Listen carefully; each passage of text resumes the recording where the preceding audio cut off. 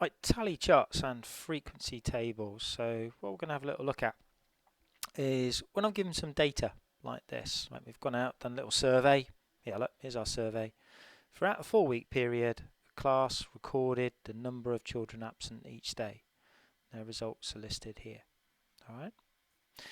Now, so I've got some data. I need to sort it out. Right? It's not very helpful as it is. So a simple step that I can take is to go and put it into some sort of frequency table. Might refer to it as a tally chart, and then that's going to enable us to sort of actually analyze the data a little bit as well. So let's think about the headings that we're going to have here. So it's talking about the number of children absent. So let's put that down as one of our little titles. So number of children absent. Remember, you need to be working through this at the same time. And what else are we going to have? We're going to have a tally.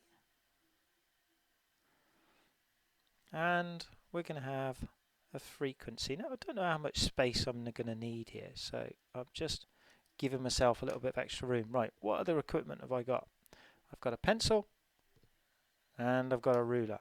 So I'll just move it up a little bit, just so we can see a little bit better. And again, I don't know how far down I'm going to come, so I've kind of gone a little bit further than maybe I need to. Doesn't really matter, that's fine. Here we go. Right, so just by using my ruler, I've got it all nice and neat. So let's write down over here. So on some days nobody was absent, so that's great. Then some days is 1, 2, 3. Just think about how far I've got to go to. Okay, what's the highest number? 4, 5, 6, 7. Okay, 7 was the highest number. Alright, so if I just move it up, look, you can just see 7 just in there. Right, so all we're going to do now is we're just going to go through. And the easiest way of doing this is just go and tick them off as we go. So 1, 1, 0. Okay, just tick it off. And you can actually do it quite quickly. 3, and 1, 2, 1. Yeah, you can count them up, but if you've got more data, it's very easy to make a mistake if you try and do it too quickly. Is that 7? Okay, I have actually made just a little mark down the bottom there. Okay, there we go. And we've got a 1, we've got a 2, oh, got another 2, got a 3, got another 3, and hopefully you're okay with this idea. Just make a little cross, just makes it easier to count them, because I can count them in groups of 5. And then we've got, oh, got another 3, got another 1, and we've got a 0. Okay, so now let's just go and put our frequencies in. So we had 2 and 6 and 3 and 5 and 2 and 1 and 0 and 1. Okay, and I might want to go and draw a bar chart, frequency diagram of some description now, but that's the first step that I should take, is to go and take the raw data and go and organize it into some sensible table, right, which we can just see there. Right, I'm going to just show you one more of these, and it's just slightly different. Whoops, nearly. There we go. Just try and put it into a position you can actually see everything there. There we go. Right, now I put it at the top there. It says, why might we approach this one differently? So everybody's done a maths test. It's marked out 40. Well, look, some people have done fantastically well. Look, got 40s just there. And here are the marks for 20 students. Okay. Now, I want you to look at this, and I want you to think about how might you have arranged what I've done in the table differently?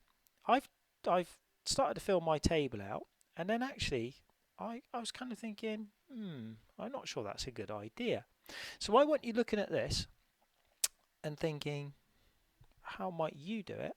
And I'm going to show you what I did, and I don't like it. Okay?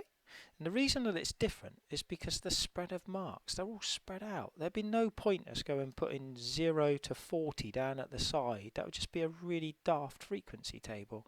So we need to group them together in some sort of way. Now I want you looking at what I've done and thinking, how would you change this? Alright? So I'm going to show you what I've done, and I want you to think about how you would change it. Let me see so you can see the data at the same time.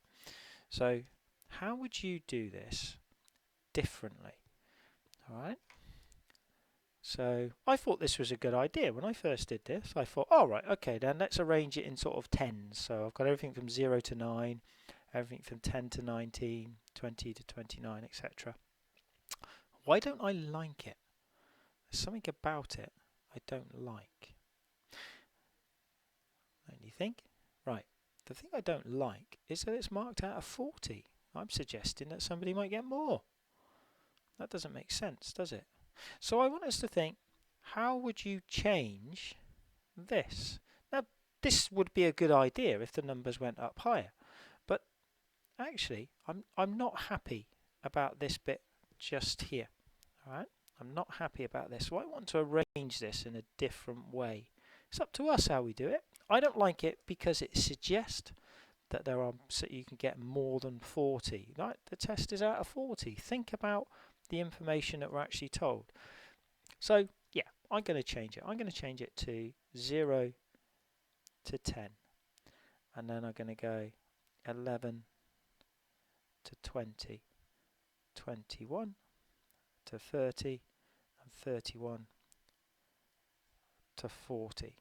Okay, I'm not entirely happy about this in terms of how I go and divide these up. This felt better, but it suggests that we might be able to get a higher mark. So I'm just gonna, sorry, it's just bugging me this. I'm gonna put a little neat line through it. I'm not gonna scrub it out. I'm just gonna put a nice neat line through that. Right? We don't like that because it suggests that we can get a higher mark. So that's probably a better way of doing this. Right. The rest of the question is exactly the same. Let's just go through quickly. I just quickly go and tally everything up. So 10, 18. Whoops, nearly put it in the wrong one then. 28. 38, so 40 would go there. I've got another 40, that's good. And then we've got a 29, and then we've got an 11, then we've got a 13, then we've got a 16. Notice as well, even when I'm doing the tallies, I'm sort of keeping them pretty much in line. And then we've got a 18, right? They're not just going all over the place.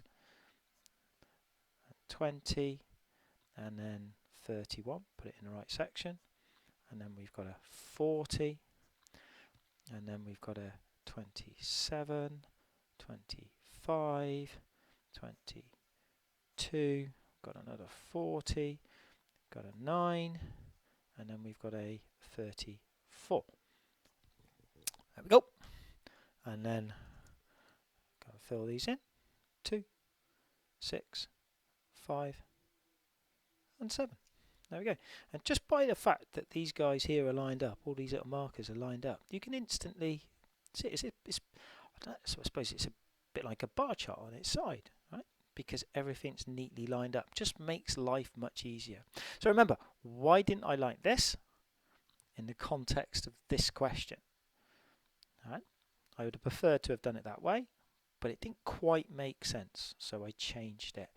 All right? There we go. Right, so you're going to try a few questions now and see how you get on, and then we can have a look to sort of move things on from there.